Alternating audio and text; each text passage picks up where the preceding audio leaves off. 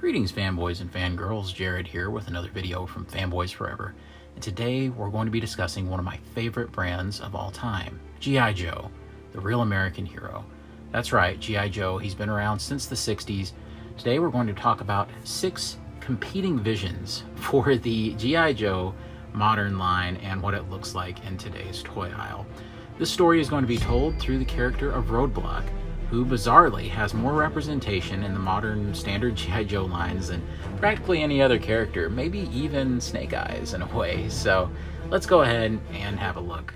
We're going to go in chronological order and start with the one that kicked all of this off, which would be Classified Roadblock. He was the first release of Roadblock in the new 6-inch G.I. Joe line and the very first series in G.I. Joe Classified. What's interesting about this version of Roadblock is that there's some pretty big kind of Fortnite-esque updates going on here. You have the gold techie bits and things, especially the big gold boots and the one knee pad and the giant pulse cannon, sort of unrealistic military weapon.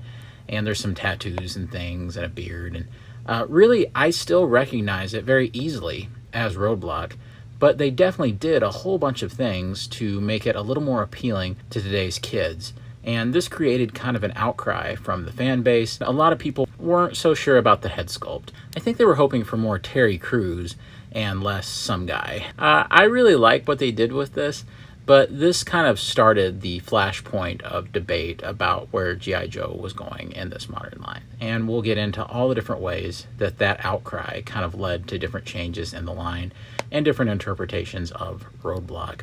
Soon thereafter, Hasbro announced their next take on Roadblock. When many folks first saw this figure, they were a little confused because it looked like Roadblock's cousin Heavy Duty and not Roadblock.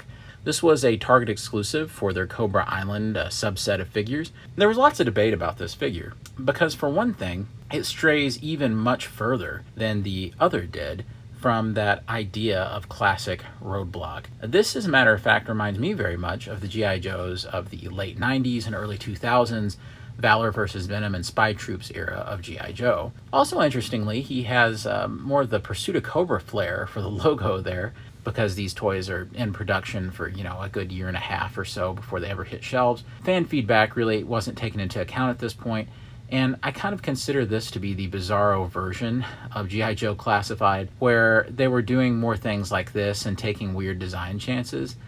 This definitely represents a whole nother way of trying to introduce G.I. Joe to a new audience. I don't think it was very successful for a lot of reasons. Like I said, a lot of confusion over who the character was supposed to be, a lot of disappointment that it was just another version of Roadblock, but I still think there's some really strong merits to this figure.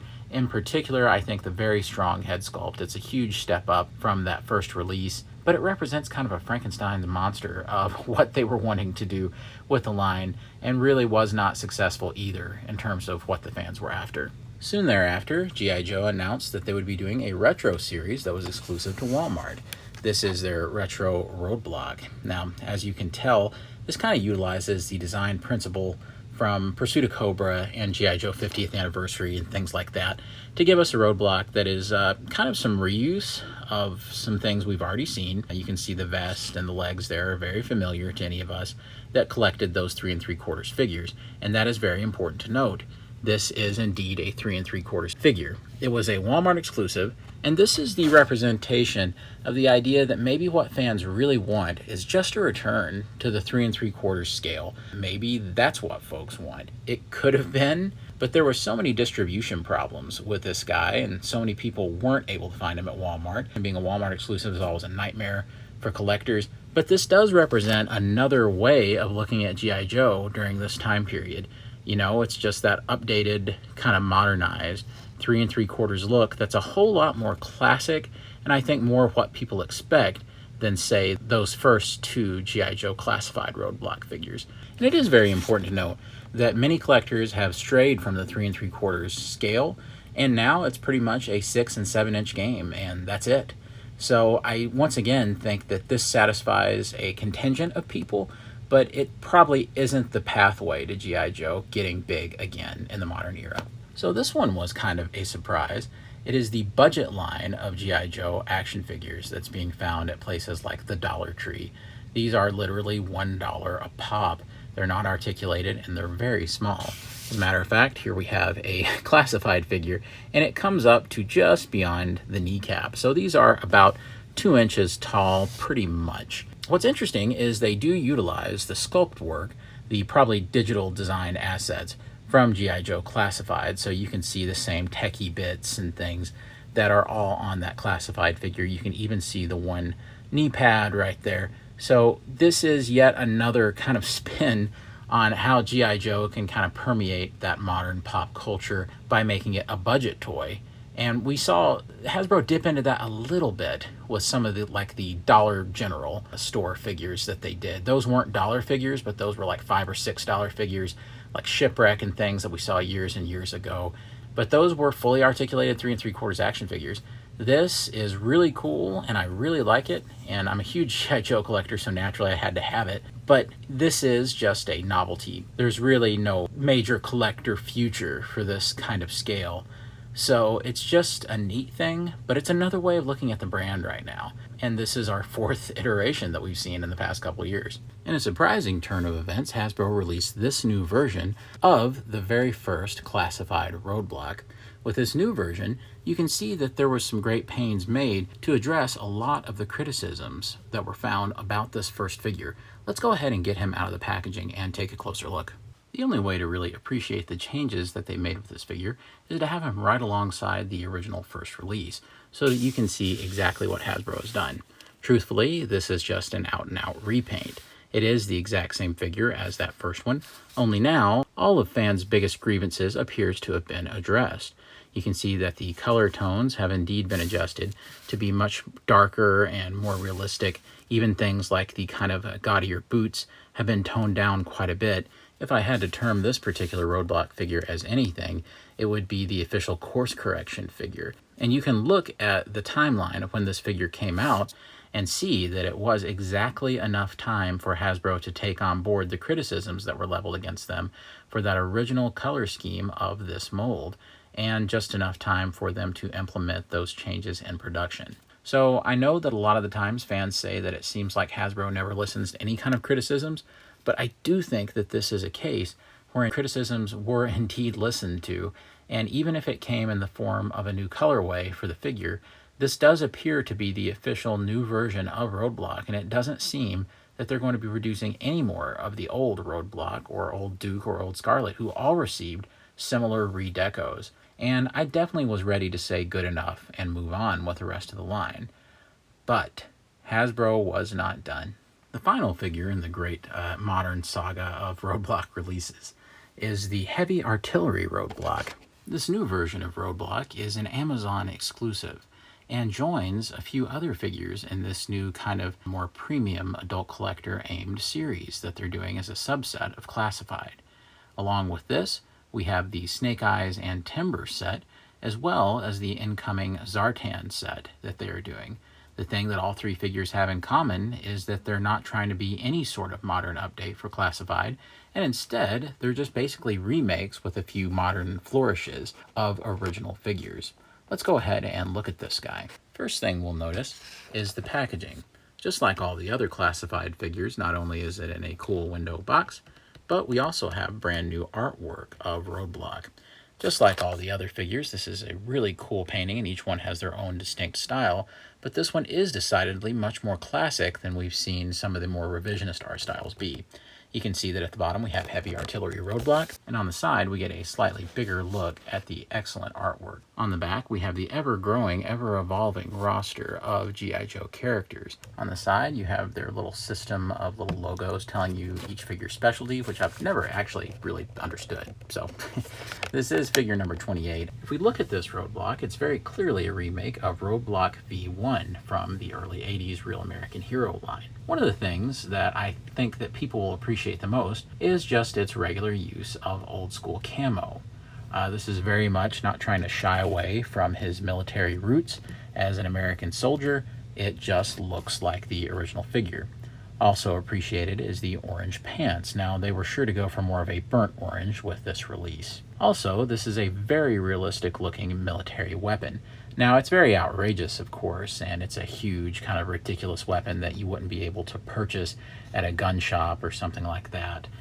So I think that that keeps it on the table for them to be able to do a more realistic gun, especially if this is a retail exclusive of some sort, like it is at Amazon and Hasbro Pulse. So I do think that that helps the case for that a little bit. The other thing is the helmet, which I do think is interesting because it is probably the most modernized element of the figure.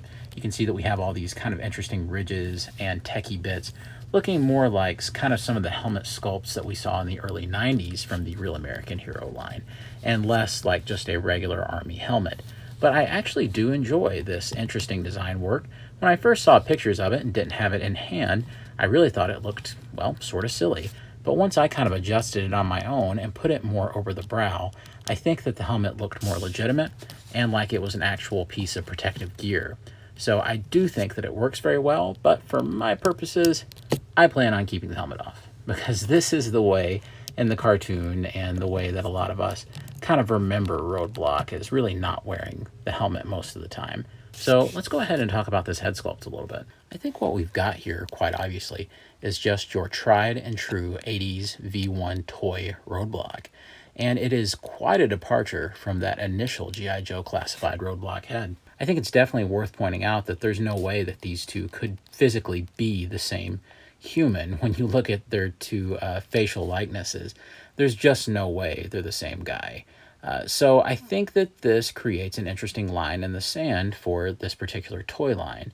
This is kind of the moment where Hasbro is kind of like, okay, if you really don't like what we did this first time around, then you decide. And I think judging by sales, which it appears they can't keep this in stock at Amazon, it's looking like people are gravitating towards this, and who can blame them? I mean, look, I really like that first Roadblock release. I think it looks really good, but it doesn't look nearly as good as this second one. And it's the one that ticks the nostalgia boxes for me. There's no question that this is toy Roadblock from every angle, and I definitely love what they did here. So you know what, Hasbro? Keep going in this direction. Here is Roadblock from the back. You can see that camo pattern continues, and he has this cool web gear back here.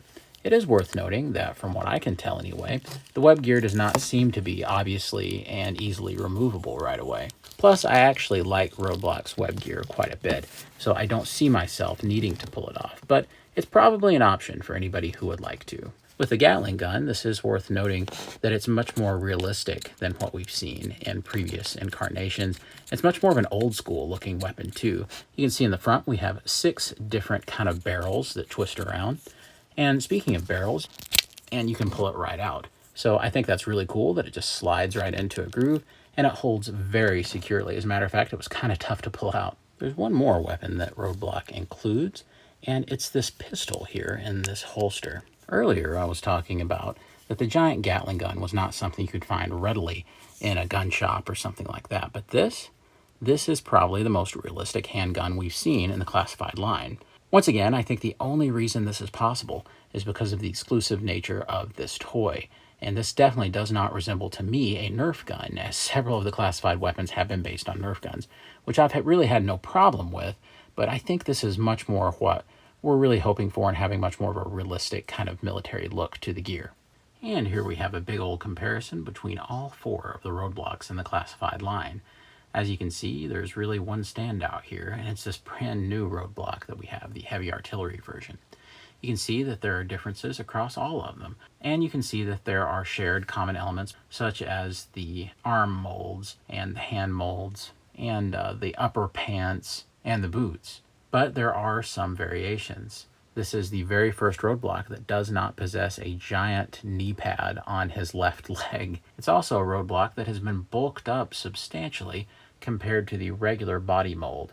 As you can tell with the kind of shoulders here, these are on one level and these are way up a little bit higher. Also, that leads to him having a height boost, and that makes him the tallest Roadblock of them all as well. And as you can see, there's probably about a 1/6 of an inch difference. This particular comparison is probably a very exciting one for G.I. Joe fans such as myself, because you are literally seeing Hasbro basically answer every complaint that G.I. Joe fans had about those initial classified figures. And I thought this was a pretty good answer to those concerns.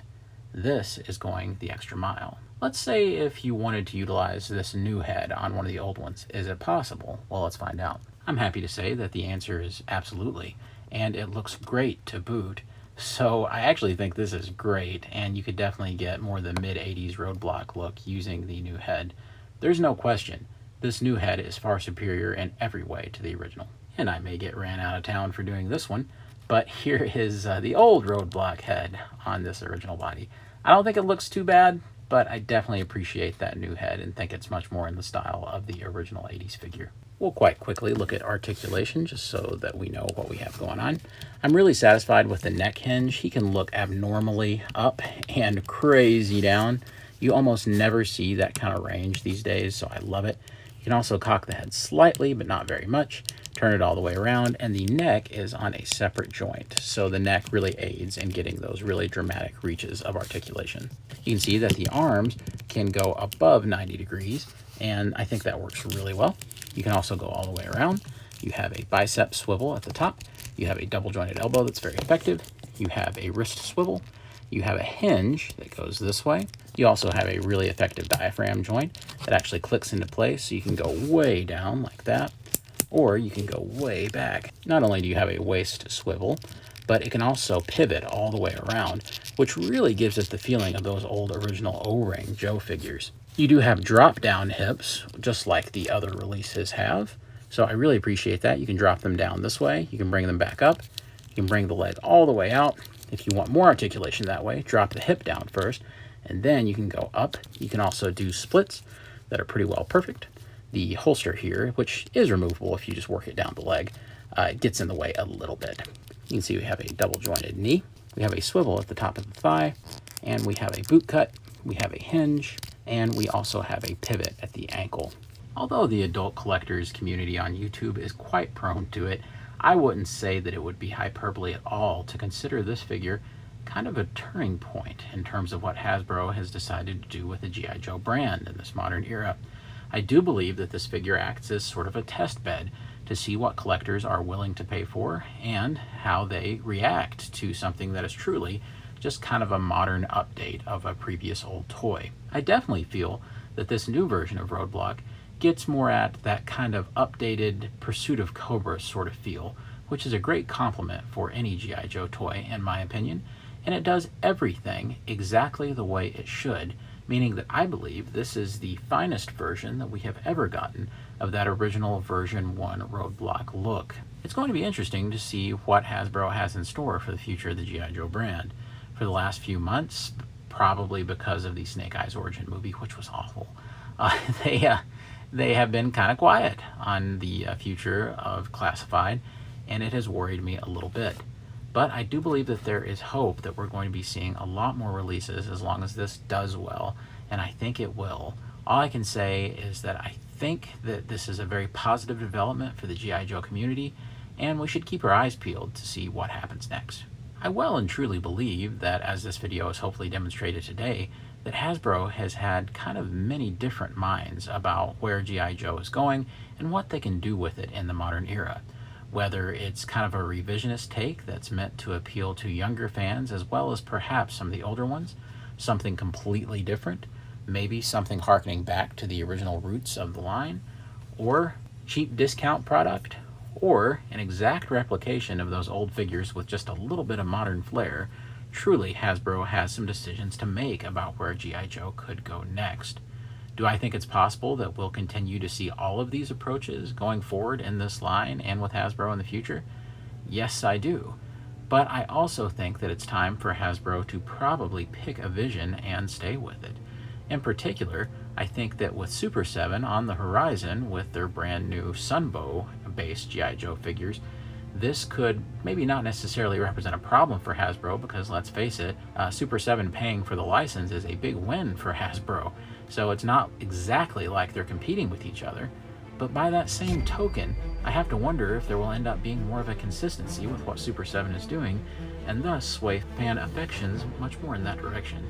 So perhaps now is the time for Hasbro to double down on being the one to update their very own toys of yesteryear with hyper-realistic, modern reinterpretations of those designs. That's what's got my vote, Hasbro. So friends, now it's up to you. Tell me down below in the comments what you think about the future of the G.I. Joe line. Do you believe that we should just return to 3 3/4 like the Pursuit of Cobra styling back there? Do you believe that it is time for some very modern updates as long as they keep the colors toned down a little bit? Do you believe that it's time for something completely different? A discount line? Or do you agree with me and think that we should definitely go all in on these slightly modernized versions of the original classic toys in the 6-inch scale? Alright friends, that'll do it for me. Make sure you subscribe to the channel because we do have some very exciting G.I. Joe content coming up. In particular, I am working with a few different sources right now to put together what I hope will be a very exciting retrospective on a very important era of the G.I. Joe brand that I hope you'll enjoy. So friends, be safe out there, God bless you and yours, and I'll see you on Fanboys Forever. Fanboy out.